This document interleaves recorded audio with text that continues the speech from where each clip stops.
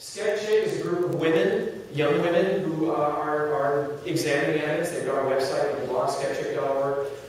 One of the things that's really cool is that when you think of skeptics, you might think of balding middle-aged white guys in their lab coats sitting around going, right, not being happy about stuff. We are seeing younger and younger people showing up to our meetings every year.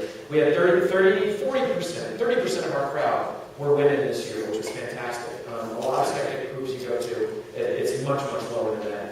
What's the harm.net? That's a great one because you say, hey, what's the harm in believing in this? And then you go there and it's like, oh yeah, 1,500 people died last year from believing in that. That's the harm. And there's a lot of other things here. Skeptic Camp is great because that is literally audience participation. We mentioned bar camps earlier this morning. Skeptic Camp are people who show up at a meeting like this and they present their own stuff. So everybody in the audience gets their chance to stand up and present this kind of stuff. It's exactly the sort of thing I want the JREP to support. I want to be able to get donations to us so that we can spread that joy out to other people and help them do what they need to do to spread the word.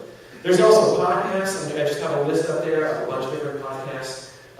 They do a tremendous job getting the word out to people. Sometimes they get a little heavy-handed, they can be a little cynical. Other times they're just presenting evidence, and it's a fantastic way to do this because I think the podcasts are very popular. I'm going to skip over a couple of things here because I don't need to go into them. Bulletin boards. Does anybody here participate in bulletin boards? I'm curious. Just a couple of people. I've been thinking that. I think that bulletin boards are kind of sort of on their way out for people who are really, really technically savvy. I think the communities are more like Twitter and on the blogs and commenting there, that sort of thing. Who knows what's going to be next? But we do have a forum on the Randy site. There are other forums as well. The Bad Astronomy Universe today is another skeptical site. And the good thing about these is that they keep a record of what people say. This is a great place to gather information. People become friends online. You know all this, right? And it does a good job of maintaining a database of information. And we like that because the more people interconnect with their skepticism, the better it gets. It can be a little bit of an echo chamber, but it's something we like to support. There are people out there, there are doomsayers out there, oh my gosh, with the 2012 crowd saying that the Mayan calendar is going to end in December 2012, and they say, solar flares, galactic alignment. I'm just... That's the actual skeptic meeting call.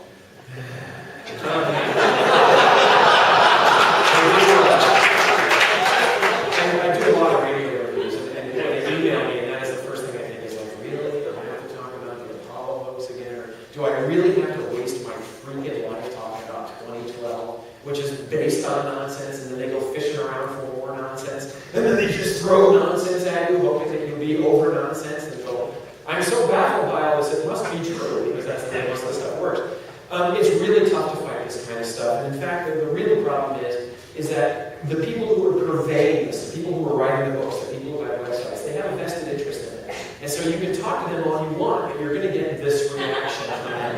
You're never going to convince them. You want to convince the fence sitters, right? When I go on the radio and debate these guys, I'm not trying to convince Bart Severell the moon landers are real because he's never ever going to pay attention to the evidence. I love when people email me and say, well, what about this lunar reconnaissance orbiter? This is a new probe that NASA has orbiting the moon. It just returned pictures of the Apollo sites.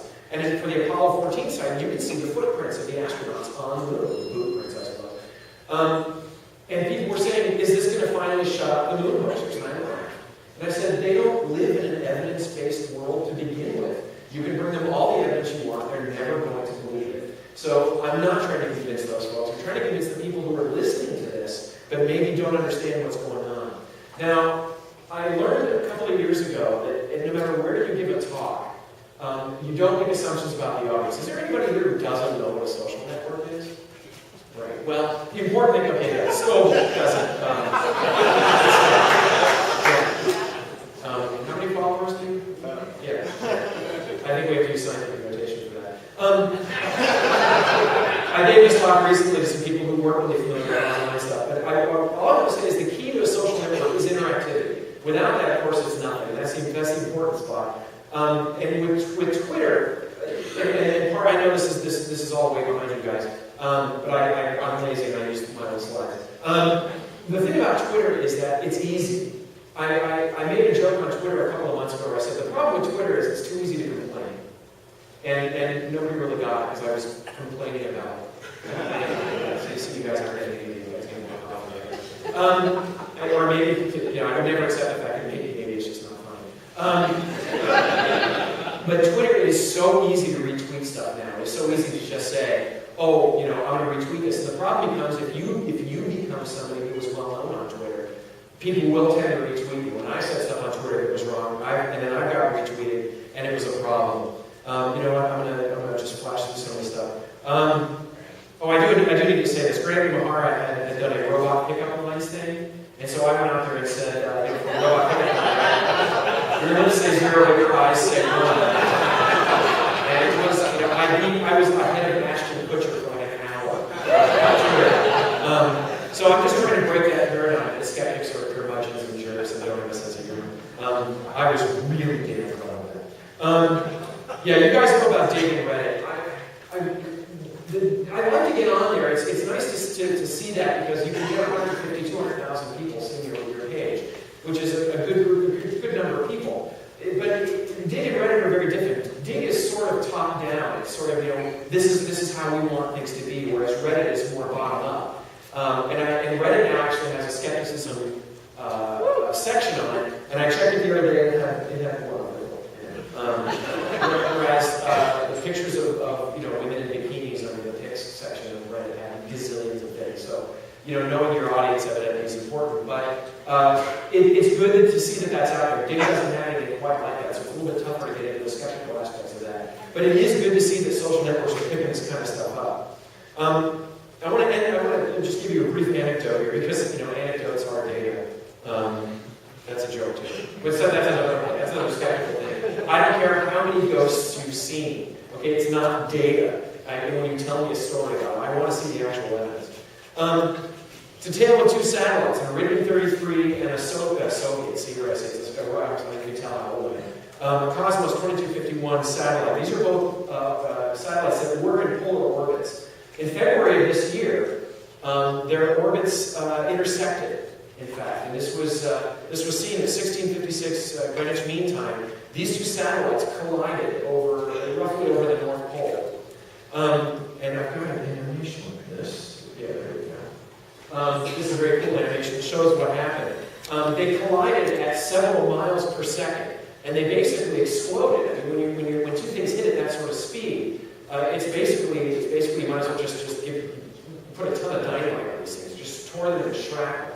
And again, these expanding debris clouds which were moving around the Earth. This was huge news when it happened. It was all over Twitter for well over an hour. So, that was a big deal. You can see the debris spreading there. And there was another diagram here that shows how that debris was being tracked by NORAD and other groups. And it was spreading out. This is a pretty serious problem because now, any other satellite that slams into one of these pieces of debris, a fleck of paint hitting you at 8 miles per second is going to destroy your satellite. Well, not too much later, in Texas, do you guys, anybody hear about this? Yeah. There's a very bright ball light in Texas. You can see it, there it is, right? I'm using my usual NASA laser pointer, but it doesn't work.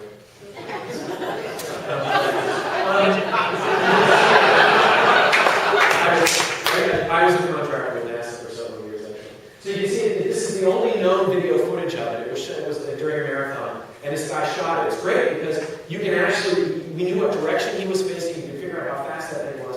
Within minutes of this thing happening, it was everywhere. And the first thing I thought, everybody was saying, a week ago those satellites collided. That must have been a piece of debris. And I knew right away it wasn't, because that debris was way up in orbit. It was hundreds of miles above the surface of the Earth. There was no way that stuff was already starting to burn out. It was going to take months and months for that stuff to come down.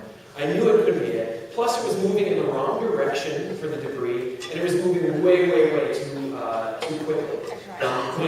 When a chunk of asteroid comes in, like I was talking about with Chris on Call for Help, it comes in really quickly. It's coming in at 10 or 20 miles per second, whereas satellite debris will be coming in at like 5. So you can really tell the difference between the two. But it doesn't matter, because I know that. I'm an astronomer. I can figure that stuff out. I have experience, and I've learned that stuff. But for anybody who's just thinking about it, if two things happen at roughly the same time, they must be related.